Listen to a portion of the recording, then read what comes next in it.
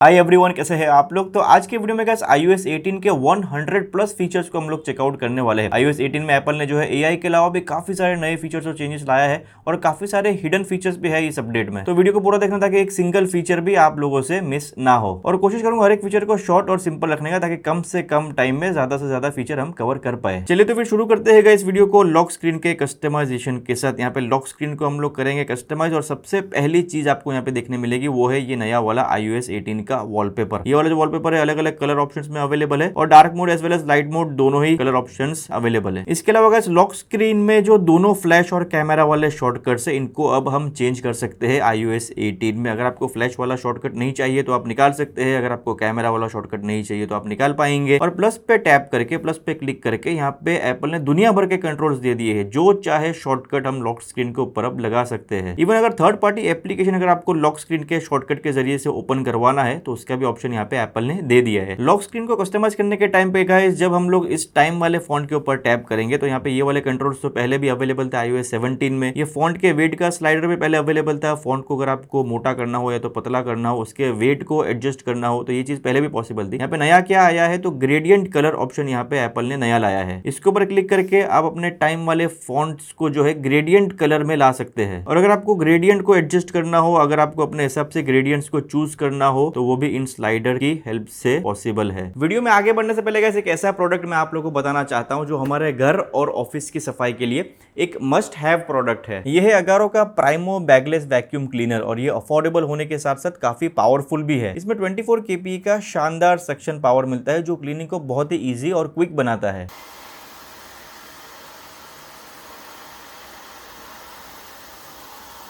इसके floor brush attachment को use करके हम हार्ड फ्लोरिंग के साथ साथ कारपेट क्लीनिंग वगैरह भी कर सकते हैं। एक साथ में एक्सटेंशन ट्यूब भी आता है जिसको छोटा बड़ा करके हम घर के हर एक कोने की सफाई कर सकते हैं। और साथ में ऐसा एक नोजल भी आता है हार्ड टू रीच प्लेसेस को इजीली क्लीन करने के लिए। और इस तरह का मल्टीपर्पज ब्रश अटैचमेंट भी साथ में मिलता है सोफास वगैरह को क्लीन करना हो या तो कैबिनेट वगैरह को क्लीन करने के लिए। मतलब इसी एक ड्राई वैक्यूम क्लीनर से हम अपने पूरे घर की हर एक चीज की सफाई कर सकते हैं, चाहे वो हार्ड फ्लोरिंग हो या तो कारपेट हो या तो कर्टेन्स हो या तो सोफास हो, हर कोने हर सरफेस के लिए परफेक्ट। और इसका डिजाइन भी काफी कॉम्पैक्ट है और बड़े व्हील्स होने की वजह से ये सुपर पोर्टेबल है। और मैक्सिमम कवरेज के लिए इसमें दिया गया है 5 मीटर का लंबा केबल, और एक ही बटन से पूरा केबल भी वाइंड अप हो जाता है। और इसका डस्ट कंटेनर भी वन पुश में बाहर आ जाता है, और बैगलेस डिजाइन होने की वजह से हाथ गंदे किए बिना ही इसे हम इजीली एम्प्टी कर सकते हैं। और इस वैक्यूम क्लीनर में दिए गए हैं 2 हेपा फिल्टर, एक इसके 1.5 लीटर के डस्ट कंटेनर में लगा है और एक इस मशीन के पीछे। और हेपा फिल्टर को हम इजीली क्लीन भी कर सकते हैं किसी भी सॉफ्ट ब्रश का इस्तेमाल करके। और जो प्राइस पॉइंट पे कैसे आता है काफी अफोर्डेबल और वैल्यू फॉर मनी प्रोडक्ट है। डिस्क्रिप्शन बॉक्स और पिन कमेंट में आपको इस वैक्यूम क्लीनर का लिंक मिल जाएगा, जाके चेकआउट जरूर करना। अगर आप लोगों को पसंद आता है तो उसी लिंक के थ्रू आप बाय भी कर सकते हैं। इसके अलावा इस कंट्रोल सेंटर को चेकआउट कर लेते हैं, और यहाँ पे काफी सारे चेंजेस एप्पल ने लाया है। सबसे पहले तो कंट्रोल सेंटर को कंप्लीटली रीडिजाइन कर दिया है।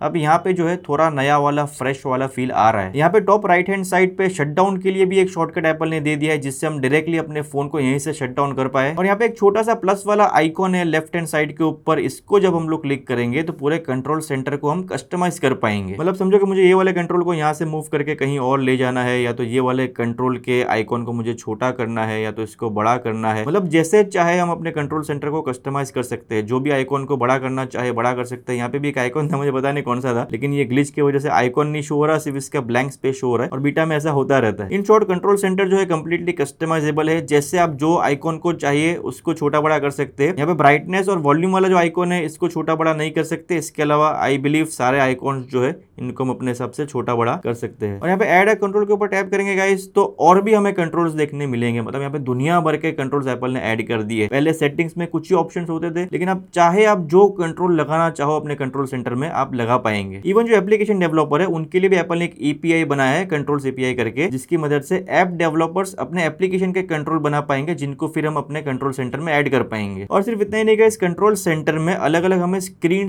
के भी ऑप्शन देखने मिलते हैं, अलग अलग ग्रुपिंग के ऑप्शन देखने मिलते हैं। जैसे कि ये मेरा फेवरेट ग्रुप है, फेवरेट्स में जो भी कंट्रोल्स होंगे यहाँ पे शो होंगे। इसके बाद यहाँ पे मैंने एक नई स्क्रीन बनाई है और यहाँ पे जो कंट्रोल मैं ऐड करना चाहूँ कर सकता हूँ। और यहाँ पे नीचे स्वाइप करेंगे तो म्यूजिक कंट्रोल्स देखने मिलेंगे। यहाँ पे इसको छोटा बड़ा हम कर सकते हैं। और म्यूजिक के अंदर अगर आपको कुछ और कंट्रोल्स ऐड करने तो आप यहाँ पे कर पाएंगे। नीचे जाएंगे तो सेलुलर कनेक्टिविटी का स्क्रीन आएगा। यहाँ पे अगर मुझे कुछ और कंट्रोल्स ऐड करना हो इसके अलावा, इसको छोटा बड़ा तो कर ही सकता हूँ, लेकिन और भी कंट्रोल्स यहाँ पे ऐड कर सकता हूँ। और जितनी जितनी चाहे आप कंट्रोल सेंटर में अलग अलग स्क्रीन भी बना सकते हैं, अलग अलग कंट्रोल्स ऐड कर सकते हैं। कंप्लीटली ये कस्टमाइजेबल और फ्लेक्सिबल है। iOS 18 में गाइस फ्लैश लाइट में भी एक नया हिडन फीचर आया है। यहाँ पे पहले जो ब्राइटनेस जो है ये तो फ्लैश लाइट की कंट्रोल होती ही थी। ये वाला जो स्लाइडर है इसको ऊपर नीचे करके फ्लैश लाइट का ब्राइटनेस हम कंट्रोल कर सकते हैं। लेकिन ऊपर वाला जो स्लाइडर है, ये जो वर्टिकल स्लाइडर है, इसके थ्रू हम लोग जो है फ्लैश लाइट की बीम के पैटर्न को चेंज कर सकते हैं। मतलब यहाँ पे बीम जो है इसको नैरो भी कर सकते हैं और इसको इस तरह जो है वाइड भी कर सकते हैं। यहाँ से इंटेंसिटी चेंज होती है और यहाँ से बीम का पैटर्न। और इसके अलावा डायनेमिक आइलैंड में जो सटल एनिमेशन आता है फ्लैश लाइट का, ये बहुत मस्त लगता है। एक और सटल एनिमेशन एप्पल ने iOS 18 में ऐड किया है। जब कभी हम फिजिकल बटन को प्रेस करते हैं तो छोटा सा बेजल में से एक एनिमेशन जो है ये पॉप आउट होता है। यहाँ पे आप जैसे देख सकते हैं, जैसे ही मैं वॉल्यूम अप बटन प्रेस कर रहा हूँ या तो वॉल्यूम डाउन बटन प्रेस कर रहा हूँ तो बेजल जो है ऐसा लगता है कि ये बाहर आ रहा है। और सेम चीज सारे फिजिकल बटन पे होती है। जैसे कि फॉर एन एग्जांपल मैं एक्शन बटन को भी प्रेस करूंगा तो यहाँ से भी बेजल्स जो है ये पॉप आउट हो रहे हैं। काफी सटल एनिमेशन है लेकिन काफी मस्त लगता है। iOS 18 में गाइस फाइनली हमारा जो होम स्क्रीन है इसको हम जैसे चाहे कस्टमाइज कर सकते हैं। यहाँ पे भी एप्पल ने कंप्लीट फ्लेक्सिबिलिटी दे दी है। सबसे पहले तो यहाँ पे लॉन्ग प्रेस करके इसको जिगल मोड में लाएंगे। यहाँ पे इजीली किसी भी एप्लीकेशन के आइकॉन को मुझे जहां कहीं पे मूव करना हो मैं इजीली मूव कर सकता हूँ। यहाँ पे अगर इस कैलकुलेटर वाला आइकॉन को मुझे यहाँ पे लेफ्ट हैंड साइड में रखना है, यहाँ पे नीचे,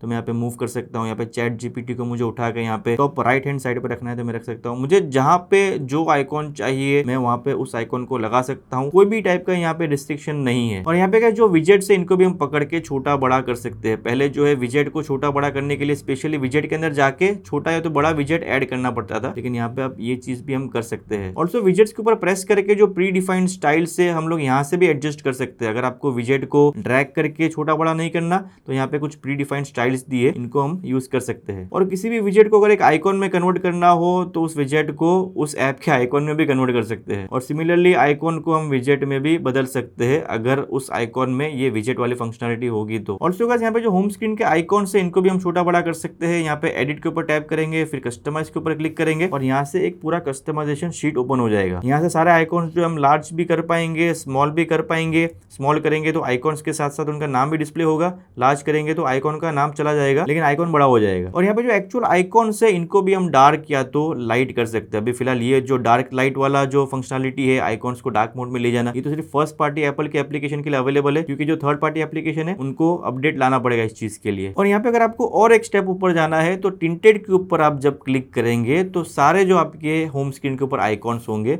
उनके ऊपर आप कोई भी स्पेसिफिक कलर का टिंट अप्लाई कर पाएंगे। और सिर्फ इतना ही नहीं, किसी भी कलर के टिंट के सैचुरेशन को भी आप इस स्लाइडर से एडजस्ट कर सकते हैं। और इसके अलावा अगर आप अपने वॉलपेपर में से कोई कलर को पिक करना चाहते हैं तो उसके लिए एक कलर पिकर भी अवेलेबल है। इस कलर पिकर के थ्रू आप जो है अपने वॉलपेपर के ऊपर कहीं पे भी पॉइंट करके उस कलर को पिक कर सकते हैं। फॉर एग्जांपल लेट्स से मुझे ये वाला स्काई ब्लू कलर चाहिए अपने आइकॉन के कलर्स में, यहाँ पे मैं इसको पॉइंट करूंगा और कलर टिंट जो है उस स्पेसिफिक कलर का हो जाएगा। और ये जो सन वाला आइकॉन है गाइस, इसके थ्रू जो है वॉलपेपर का ब्राइटनेस का इंटेंसिटी कम या ज्यादा होता है। तो इसको एक बार क्लिक करेंगे तो वॉलपेपर का थोड़ा ब्राइटनेस का इंटेंसिटी बढ़ेगा, इसको एक बार फिर से क्लिक करेंगे तो वॉलपेपर थोड़ा कम ब्राइट हो जाएगा। तो ये चीज भी आप कर सकते हैं किसी भी वॉलपेपर के साथ। iOS 18 में गाइस एप्पल ने जो है कैलकुलेटर के एप्लीकेशन को भी कंप्लीटली चेंज कर दिया है। और अब जो कैलकुलेटर का एप्लीकेशन है ये एक्चुअल में यूजेबल है। Usable in the sense basic से कुछ फीचर्स ऐसे मिसिंग थे इस एप्लीकेशन के अंदर कि इसके लिए लोगों को थर्ड पार्टी का एप्लीकेशन डाउनलोड करना पड़ता था। अगर मेरी बात करूं तो मैं सॉल्व्स करके एप्लीकेशन यूज करता था इसके बदले, लेकिन अब जो है काफी सारे कैलकुलेशंस आप लोग कर पाएंगे बिना किसी टेंशन के, क्योंकि यहाँ पे सारे जो आपका इक्वेशन वगैरह है आप क्या कैलकुलेट कर रहे हैं सब चीजें यहाँ पे शो होगी, उसके बाद आपका फाइनल कैलकुलेशन। और साथ ही में iOS 18 के कैलकुलेटर में अगर आपको अपने कैलकुलेशंस की हिस्ट्री को चेकआउट करना हो तो ये चीज भी अब पॉसिबल है। ये वाला जो आइकॉन है ये हिस्ट्री का आइकॉन है, इसके ऊपर टैप करेंगे तो यहाँ से हमारे सारे कैलकुलेशंस की हिस्ट्री ओपन होगी। टुडे मैंने कौन से कैलकुलेशंस किए हैं और येस्टरडे वगैरह की भी हिस्ट्री और उसके पहले की भी हिस्ट्री शो करता है। और यहाँ पे एडिट के ऊपर टैप करके अगर आपको कुछ कैलकुलेशंस की हिस्ट्री को डिलीट करना हो तो ये भी चीज आप यहाँ से कर पाएंगे। और यहाँ पे जो कैलकुलेटर का एक आइकॉन है उसके ऊपर टैप करने से जो है हम बेसिक से साइंटिफिक कैलकुलेटर के ऊपर स्विच हो पाएंगे और साइंटिफिक से मैथ नोट्स के ऊपर। साइंटिफिक कैलकुलेटर तो पहले से iOS में था, मैथ नोट्स जो है ये नया आया है। मैथ नोट्स जो है बेसिकली आईपैड यूजर्स के लिए ज्यादा यूजफुल है, जहां पे अगर कोई हैंड रिटन इक्वेशन आपने लिखा है तो उसका आंसर आपको iOS के अंदर ही मिल जाएगा। आप कोई भी इक्वेशन के आगे इज इक्वल टू लगा देंगे तो उसका आंसर आपको यहीं पे मिल जाएगा। ये तो मैंने बेसिक से कैलकुलेशन लिखा है, अगर कोई कॉम्प्लेक्स इक्वेशन भी होगा तो उसका आंसर भी यहाँ पे आपको मिल जाएगा। और ये आई थिंक स्टूडेंट्स वगैरह के लिए काफी यूजफुल चीज हो सकती है। iOS 18 के कैलकुलेटर में कैसे एक नया कन्वर्जन का मोड भी दिया है एप्पल ने, जिसके थ्रू अगर आपको कोई भी तरह का कन्वर्जन करना हो, फॉर एग्जांपल लेट्स से आपको USD टू INR में कन्वर्ट करना हो या तो किसी भी करेंसी करेंसी को किसी भी करेंसी में इंस्टेंटली कन्वर्ट करना हो तो ये चीज भी यहाँ पे पॉसिबल है। फॉर एग्जांपल यहाँ पे मैं 100 USD टाइप करता हूँ तो इंस्टेंटली मुझे यहाँ पे INR में क्या कन्वर्जन है ये मिल गया। और यहाँ पे सिर्फ करेंसी कन्वर्जन ही नहीं, इसके ऊपर हम लोग टैप करेंगे तो यहाँ पे हमको दुनिया भर के कन्वर्जन के ऑप्शंस देखने मिल जाएंगे। फॉर एग्जांपल अगर आपको टेम्परेचर कन्वर्ट करना हो, फ़ारेनहाइट टू सेल्सियस करना हो, आपको वॉल्यूम कन्वर्जन करना हो, आपको वेट कन्वर्जन करना हो, किसी भी तरह का जो कन्वर्जन मैट्रिक्स है आप यहाँ से सिलेक्ट करके अपने आईफोन में इंस्टेंटली आप कर पाएंगे। अब एक्चुअल में गाइस ये वाला कैलकुलेटर इतना यूजफुल हो चुका है कि थर्ड पार्टी कैलकुलेटर की जरूरत ही नहीं है। iOS 18 में गाइस एप्पल ने पासवर्ड्स करके भी एक नया डेडिकेटेड एप्लीकेशन लाया है। पहले भी पासवर्ड्स वगैरह सेटिंग्स में होते थे, लेकिन अब यहाँ पे ज्यादा ऑर्गेनाइज्ड वे में हमें डिस्प्ले होंगे और इसमें एप्पल और भी फंक्शनलिटीज ऐड कर सकता है और इसको मल्टी प्लेटफॉर्म भी बना सकता है। अगर एप्पल इसको आगे जाके मल्टी प्लेटफॉर्म बनाता है, जैसे कि इसके लिए कोई क्रोम का एक्सटेंशन लाता है या तो विंडोज के लिए ऐप लाता है, तो ये बहुत यूजफुल चीज हो सकती है। यहाँ पे ऑल के ऊपर टैप करेंगे तो सारे जो आपके यूजर नेम और पासवर्ड्स आपने iCloud के ऊपर स्टोर किए होंगे स्पेसिफिक वेबसाइट्स के, वो आपको यहाँ पे देखने मिलेंगे। इसके अलावा अगर आपने पासकीज वगैरह बना के रखी होगी तो वो आपको यहाँ पे शो होगी और आपके वाईफाई के पासवर्ड्स आपको यहाँ पे देखने मिलेंगे। जितने भी वाईफाई के थ्रू आप कनेक्टेड होंगे सारे के यूजर नेम और पासवर्ड आपको यहाँ पे डिस्प्ले होंगे। और अगर आपको किसी को अपने वाईफाई का एक्सेस देना हो तो आप सिंपली जो है यहाँ से QR कोड भी अब जनरेट करवा पाएंगे। इसके अलावा हमें यहाँ पे सिक्योरिटी अलर्ट्स भी देखने मिलते हैं। ये सारी चीजें हमें पहले सेटिंग्स में देखने मिलती थी। अगर किसी वेबसाइट पे आपने कोई ऐसा पासवर्ड सेट किया हो जो कॉम्प्रोमाइज्ड होगा तो ये चीज भी आपको यहाँ पे शो होगा। और अगर आपको किसी के साथ अपना पासवर्ड या तो पास की शेयर करना हो तो आप उस कॉन्टैक्ट को भी यहाँ पे ऐड कर पाएंगे। iOS 18 में कैसे एप्पल ने सफारी के एप्लीकेशन में भी कुछ नए फीचर्स और चेंजेस लाया है। सबसे पहले तो यहाँ पे जो टैब के ग्रुप से इनका डिजाइन थोड़ा डिफरेंट है पहले से। इसके अलावा जब हम कोई इंडिविजुअल टैब के अंदर जाएंगे तो यहाँ पे आपको एक नया आइकॉन देखने मिलेगा। पहले यहाँ पे AA करके कोई आइकॉन आता था, लेकिन अब जो यहाँ पे एप्पल एक नया शॉर्टकट ऐड किया है और सारी चीजें यहाँ पे अब ऑर्गेनाइज्ड मैनर में है। जैसे कि अगर आपको कोई कंटेंट को हिंदी में ट्रांसलेट करना हो तो आप यहीं से कर पाएंगे और आप अपने एक्सटेंशंस को भी यहीं से मैनेज कर पाएंगे। मतलब पहले भी मैनेज एक्सटेंशन का तो यहाँ पे बटन होता था, लेकिन जब उसको हम लोग क्लिक करते थे तो हम सेटिंग्स में रीडायरेक्ट हो जाते थे। लेकिन अब जो है हम अपने जितने भी सफारी में एक्सटेंशन हमने डाउनलोड किए होंगे सारे यहीं से एक्सेस कर पाएंगे और इनको टॉगल ऑन या ऑफ कर पाएंगे। और जो सर्च का ऑप्शन है इसको भी एप्पल ने यहीं पे ऐड कर दिया है। पहले अगर पेज के अंदर कुछ सर्च करना होता था तो हमें वो जो छोटा सा AA का आइकॉन आता था उसको प्रेस करना पड़ता था, फिर फाइंड इन पेज के अंदर जाना पड़ता था और उसके बाद सर्च बार खुलता था। लेकिन अब जो है सिंपली ये सर्च वाले शॉर्टकट के ऊपर टैप करके हम सीधा पेज के अंदर कुछ भी फाइंड कर सकते हैं। और यहाँ पे जो छोटा A है और जो बड़ा A है ये वेब पेज के फॉन्ट के साइज को चेंज करने के लिए है।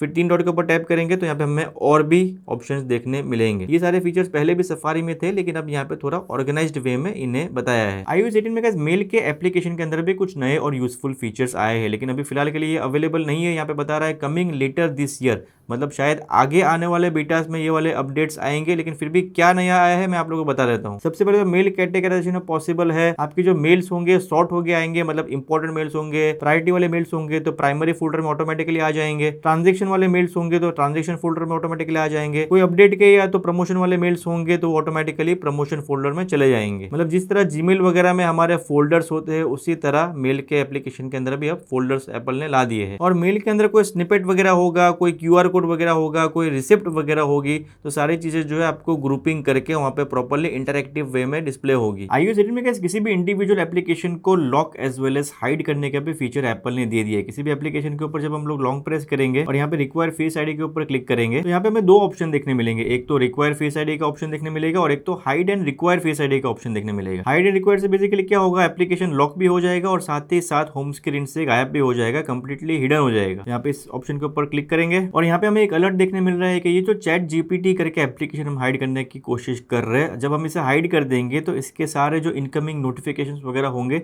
ये सारी चीजें भी फोन में नहीं आएगी। और सिंपली फिर हाइड एप्लीकेशन के ऊपर क्लिक करेंगे और चैट GPT कंप्लीटली गायब हो जाएगा। अभी ये जो चैट GPT का एप्लीकेशन हमने हाइड किया इसको एक्सेस करना हो तो कैसे करेंगे, तो इसके लिए हमको चले जाना है हमारे फोन के ऐप लाइब्रेरी में और यहाँ पे बॉटम में स्क्रॉल करेंगे तो एक नया हिडन एप्लीकेशन का फोल्डर देखने मिलेगा। इसके ऊपर टैप करेंगे तो ये फेस आईडी मांगेगा और फेस आईडी ऑथेंटिकेट होने के बाद सारे जो एप्लीकेशन हिडन हो गए वो सारे यहाँ पे डिस्प्ले होंगे। iMessage के एप्लीकेशन के अंदर भी गाइस एप्पल ने कुछ नए फीचर्स इंप्लीमेंट किए हैं। चलिए एक एक करके चेकआउट करते हैं। सबसे पहले तो यहाँ पे टैप बैक करेंगे तो किसी भी मैसेज के ऊपर आप रिएक्शन भेज पाएंगे और यहाँ पे कलरफुल इमोजीज जो है हम किसी को भी एज अ रिएक्शन किसी भी मैसेज पे भेज पाएंगे। प्लस यहाँ पे काफी सारे नए इमोजीज भी एप्पल ने ऐड किया है और कस्टम स्टिकर्स भी अगर किसी को ऐसा टैप बैक करना हो तो ये चीज भी पॉसिबल है। iMessage के अंदर नए टेक्स्ट फॉर्मेटिंग के भी फीचर्स आए हैं। किसी भी टेक्स्ट को हम सिलेक्ट करेंगे और यहाँ पे टेक्स्ट इफेक्ट्स में जाएंगे तो बोल्ड वगैरह अगर आपको करना हो किसी टेक्स्ट को या तो इटैलिक में करना हो, या तो किसी टेक्स्ट के ऊपर अंडरलाइन करना हो, या स्ट्राइक थ्रू करना हो, तो ये सारी चीजें भी अब पॉसिबल है। और साथ ही में कुछ नए एप्पल ने इफेक्ट्स भी यहाँ पे इंप्लीमेंट किए हैं, जैसे कि ये जिटर वाला इफेक्ट है, ये ब्लूम वाला इफेक्ट है, ये एक्सप्लोर वाला इफेक्ट है।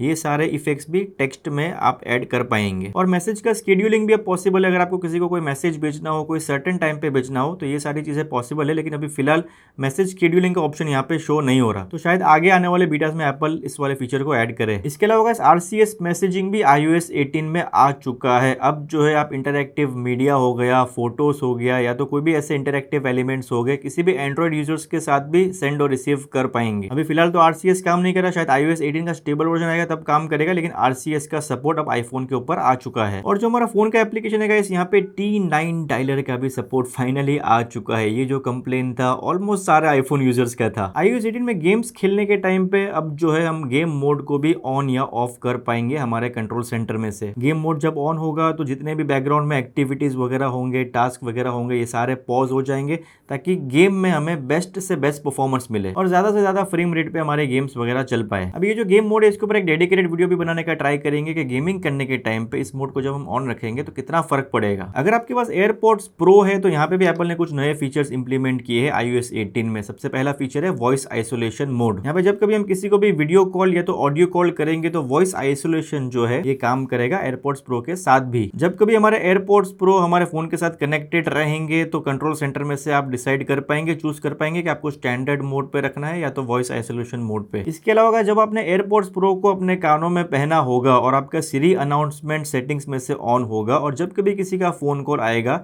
तो बस आप अपने सर को हिला के फोन कॉल को उठा पाएंगे। और अगर आपको फोन कॉल को रिजेक्ट करना हो तो बस आपको अपने सर को शेक करना है और फोन कॉल ऑटोमेटिकली रिजेक्ट हो जाएगा। iOS 18 के कैलेंडर के एप्लीकेशन के अंदर भी गाइस कुछ नए फीचर्स आए हैं, जैसे कि पहले कैलेंडर का एप्लीकेशन ऐसा शो होता था, अब जो है एप्पल ने थोड़ा इसको रीडिजाइन करके ऐसा बना दिया है। लेकिन अगर आपको iOS 17 वाला भी कैलेंडर चाहिए तो कॉम्पैक्ट व्यू में ये देखने मिलता है। और ये जो स्टैक्ड व्यू है, यहाँ पे हमें अंडरलाइन देखने मिलती है सारे इवेंट्स के नीचे। और किसी भी इवेंट की डेट के ऊपर क्लिक किए बिना ही अगर हमें चेक करना हो दैट 14 को कौन सा इवेंट है या तो 19 को कौन सा इवेंट है, तो इस तरह पिंच एंड जूम वगैरह करके भी हम चीजों को देख सकते हैं। iOS 18 का जो नोट्स का एप्लीकेशन है गाइस, यहाँ पे भी कुछ नए और यूजफुल फीचर्स एप्पल ने इंप्लीमेंट किए हैं। जैसे कि सबसे पहला है ये नंबर क्रंचिंग। यहाँ पे अगर आप कोई भी तरह का एक्सपेंस लिखते हैं, फॉर एन एग्जांपल आप कहीं पे ट्रिप पे गए या तो आपका कोई भी तरह का कोई भी एक्सपेंस है, तो सारे जो नंबर्स है टोटल में क्रंच होकर आपको यहाँ पे शो हो जाएंगे। और यहाँ पे अगर आप कोई भी लाइन आइटम को चेंज करते हैं तो नीचे का जो टोटल है ये भी ऑटोमेटिकली चेंज हो जाएगा। और जो कैलकुलेटर के अंदर मैथ नोट्स था उसके सारे फीचर्स यहाँ पे काम करते हैं। अगर आपने कोई इक्वेशन वगैरह लिखा है तो उसका टोटल भी आपको यहाँ पे मिल जाएगा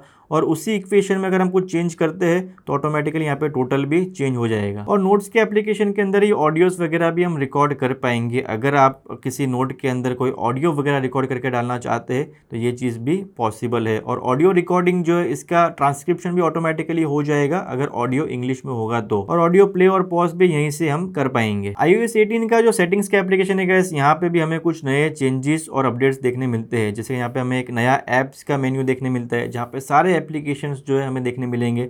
और अगर आपको किसी भी एप्लीकेशन का सेटिंग चेंज करना हो हम यहीं से कर पाएंगे। और किसी भी एप्लीकेशन को सर्च करना भी इजी है। पहले जो है सारे जो एप्लीकेशंस के जो सेटिंग्स है वो यहीं पे मेन मेन्यू में ही शो होते थे। और अब जो है किसी भी सेटिंग्स के हम मेन्यू में जाएंगे तो यहाँ पे हमें एक नया हेडर भी देखने मिलेगा जो कि बताता है कि ये सेटिंग किसके रिगार्डिंग है। iPhone 15 सीरीज के मॉडल्स में एप्पल ने चार्ज लिमिट को इंट्रोड्यूस किया था, जहाँ पे हम जो है अपने फोन के चार्जिंग को लिमिट कर पाते थे 80% के ऊपर। लेकिन iOS 18 में एक नया स्लाइडर भी एप्पल ने दिया है। अगर आप अपने हिसाब से चाहते हैं अपने चार्ज लिमिट को एडजस्ट करना तो ये चीज भी अब यहाँ से पॉसिबल है। आप चाहते हैं कि आपका फोन जो है 90% पे आके ही रुक जाए चार्जिंग उसका, तो ये भी आप सेट कर पाएंगे। इसके अलावा इस कॉल रिकॉर्डिंग का भी फीचर iOS 18 में आने वाला है। काफी सारे लोग जो है बेसब्री से इस फीचर का वेट कर रहे हैं। अभी बीटा 1 में तो फिलहाल ये अवेलेबल नहीं है, लेकिन आगे आने वाले बीटास में एप्पल इसको लाने वाला है। तो भी इसका डेमो तो नहीं दे सकते, लेकिन जब कभी ये फीचर आता है इसके ऊपर वीडियो जरूर बनाएंगे। और ये फीचर जो है किन आईफोन्स पे काम करेगा, क्या सारे ही iOS 18 सपोर्टेड आईफोन्स के ऊपर काम करेगा, तो शायद नहीं, क्योंकि कॉल रिकॉर्डिंग का जो फीचर है और लाइव ट्रांसक्रिप्शन का जो फीचर है ये एक ही साथ में काम करने वाले हैं। और लाइव ट्रांसक्रिप्शन जो है इसके लिए मिनिमम iPhone 12 चाहिए। तो iPhone 12 और इसके बाद के जितने भी आईफोन्स होंगे उन पे शायद ये वाला फीचर काम करना चाहिए। इसके अलावा गाइस फोटो लाइब्रेरी के तो पूरे एप्लीकेशन को ही एप्पल ने चेंज कर दिया। यहाँ पे एक ही सिंगल यूनिफाइड व्यू में सारे फोटोज, वीडियो, स्क्रीनशॉट सभी हमें यहीं पे देखने मिलेंगे। और यहाँ पे एक छोटा सा बटन है, इसके ऊपर जब हम टैप करेंगे और यहाँ पे फिल्टर के ऊपर टैप करेंगे तो यहाँ पे हमें सारे फिल्टर के ऑप्शंस देखने मिलेंगे। अगर हमें स्क्रीनशॉट्स को ब्राउज करना है तो यहाँ पे स्क्रीनशॉट स्क्रीनशॉट्स के ऊपर क्लिक करेंगे, अगर वीडियोस को ब्राउज करना है तो वीडियोस के ऊपर क्लिक करेंगे, अगर फोटोज देखने हैं तो फोटोज के ऊपर क्लिक करेंगे। अभी ये सही से काम नहीं कर रहा है क्योंकि बीटा वाला अपडेट है, इसलिए कभी कभार जो है चीजें ब्लैंक हो जा रही है,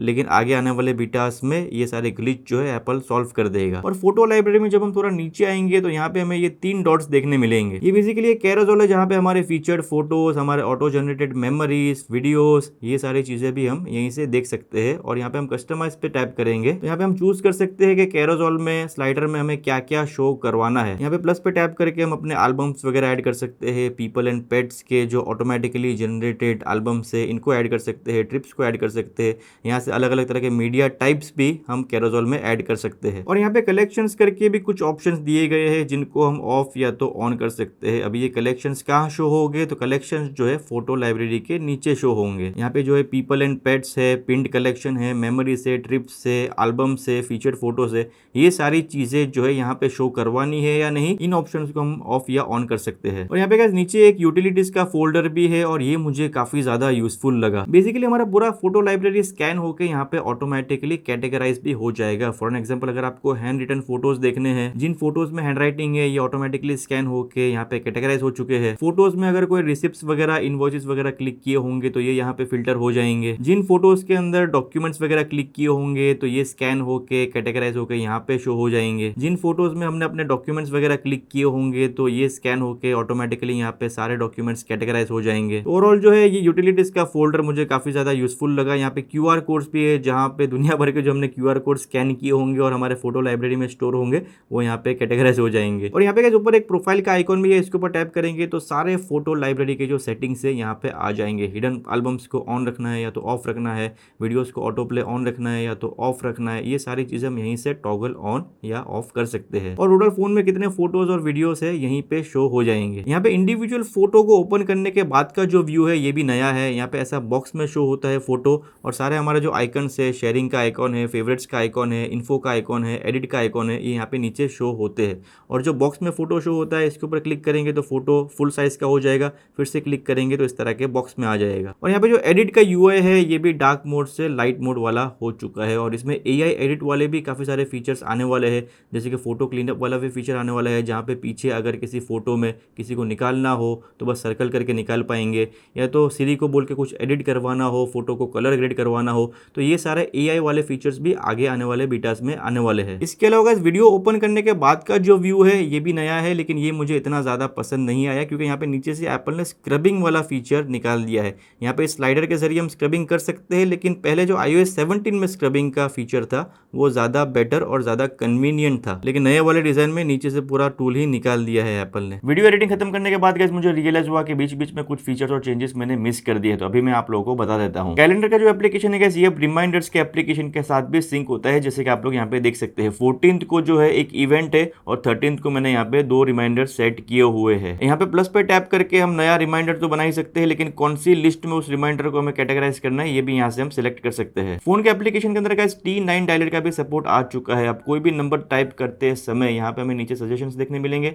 iOS 17 में पूरा नंबर डालना पड़ता था, तब जाके कॉन्टैक्ट का नाम शो होता था। रिसेंट कॉन्टैक्ट्स में किसी भी कॉन्टैक्ट के ऊपर क्लिक करेंगे तो सीधा का सीधा कॉन्टैक्ट का पूरा कार्ड ओपन हो जाएगा और सारी डिटेल्स यहाँ पे हमें शो होगी। iOS 17 में रिसेंट में कॉन्टैक्ट पे टैप करते थे तो कॉल लग जाता था और आई वाले आइकॉन के ऊपर टैप करते थे तब जाके कॉन्टैक्ट की डिटेल्स मिलती थी। और यहाँ पे कॉलिंग के लिए एक आइकॉन है, इसके ऊपर प्रेस करेंगे तो डायरेक्टली रिसेंट्स में से भी कॉल लग जाएगा। अपने वाईफाई की डिटेल्स अगर आपको किसी नॉन आईफोन यूजर्स के साथ शेयर करनी हो तो पासवर्ड मैनेजर एप्लीकेशन के अंदर यहीं पे शो नेटवर्क QR कोड का भी फीचर एप्पल ने दे दिया है। iOS 18 के होम स्क्रीन में एक नया मोशन इफेक्ट भी आया है। जब हम अपने फोन को टिल्ट करेंगे लेफ्ट या राइट तो थोड़ा साथ में आइकॉन्स और विजेट्स वगैरह भी मूव होंगे। काफी सटल सा एनिमेशन है, लेकिन नया है तो सोचा आपको मैं बता दूं। iOS 18 में गाइस एप्पल ने म्यूजिक हैप्टिक्स भी ऐड किए हैं। कोई भी म्यूजिक को प्ले करने के टाइम पे जब ये वाला फीचर ऑन होगा तो आपका आईफोन वाइब्रेट करेगा म्यूजिक के बीट्स के अकॉर्डिंग, और ये बेसिकली एक एक्सेसिबिलिटी फीचर है। एक्सेसिबिलिटी में गाइस एक और बहुत ही अच्छा फीचर आया है जिसका नाम है आई ट्रैकिंग। यहाँ पे हम लोग जाएंगे आई ट्रैकिंग के मेन्यू में, और जब आई ट्रैकिंग का फीचर ऑन होगा तो जहां जहां पे हमारी आंखें पॉइंट करेगी वहां वहां पे कर्सर जो है ऑटोमेटिकली चला जाएगा। यहाँ पे अभी फिलहाल ये फीचर बीटा में है, इसीलिए प्रॉपर्ली काम नहीं कर रहा, लेकिन आगे एप्पल जो है इसको इंप्रूव करेगा और भी बेटर बनाएगा। इसके अलावा गाइस व्हीकल मोशन यूज करके भी एक बहुत ही अच्छा फीचर आया है। अगर आपको गाड़ी वगैरह में मोशन सिकनेस का प्रॉब्लम है तो इससे आपको हेल्प होगी। इस फीचर को ऑन करने के बाद यहाँ पे आप लोग चेकआउट कर सकते हैं, काफी सारे डॉट्स जो है हमारे स्क्रीन के ऊपर आ चुके हैं। ये हमारे गाड़ी के डायरेक्शन के हिसाब से मूव होंगे। गाड़ी अगर हमारी एक्सेलरेट होगी तो डॉट्स नीचे मूव होंगे, लेफ्ट राइट टर्न में आजू बाजू मूव होंगे। बेसिकली इससे मोशन सिकनेस रिड्यूस हो सकता है। फोटोज एडिटिंग के टाइम पे गैस अब जो है हम एक्सपेक्ट रेशियो को लॉक भी कर सकते हैं फोटोज को क्रॉप करने के टाइम पे। और जो सेटिंग्स के मेन्यू में यहाँ पे अब सर्च सजेशंस भी शो करता है और रिसेंट सेटिंग्स भी शो करता है। कौन सी सेटिंग्स हमने रिसेंटली ओपन किया था, ये सारी चीजें भी यहाँ पे शो होती है। चार्जिंग के सेटिंग्स में गैस यहाँ पे एक नया स्लाइडर भी आया है बैटरी चार्जिंग लिमिट को सेट करने के लिए। इसके बारे में तो ऑलरेडी वीडियो में हम पीछे बात कर चुके हैं, लेकिन यहाँ पे एक और फीचर है चार्जिंग लिमिट सजेशन का। अभी तो यहाँ पे शो नहीं कर रहा, लेकिन हमारा जो आईफोन है हमारे हैबिट्स और यूसेज के हिसाब से यहाँ पे सजेस्ट भी करेगा कि क्या चार्जिंग परसेंटेज लिमिट सेट करना चाहिए, और हर किसी के लिए ये सजेशन डिफरेंट होगा। iOS 18 में गाइस बहुत सारे नए AI वाले फीचर्स भी आने वाले हैं, जैसे कि नया सीरी का इंटरफेस आने वाला है, चैट जीपीटी का इंटीग्रेशन आने वाला है, जनरेटिव AI आने वाला है, बहुत सी चीजें आने वाली है। तो आगे आने वाले बीटा वर्जन्स काफी इंटरेस्टिंग होने वाले हैं। अगर उन फीचर्स का आप हैंड्स ऑन देखना चाहते हैं तो हमारे चैनल को सब्सक्राइब करके जरूर रखिएगा। ऑलरेडी गाइस वीडियो को यहीं पे एंड करते हैं। उम्मीद करता हूँ आप लोग आज का वीडियो पसंद आया हो, और अगारो के प्रोडक्ट का लिंक मैंने डिस्क्रिप्शन बॉक्स और पिन कमेंट में दिया है, जाके चेकआउट जरूर करना। और अगर आपको प्रोडक्ट पसंद आता है तो उसी लिंक के थ्रू आप बाय भी कर सकते हैं।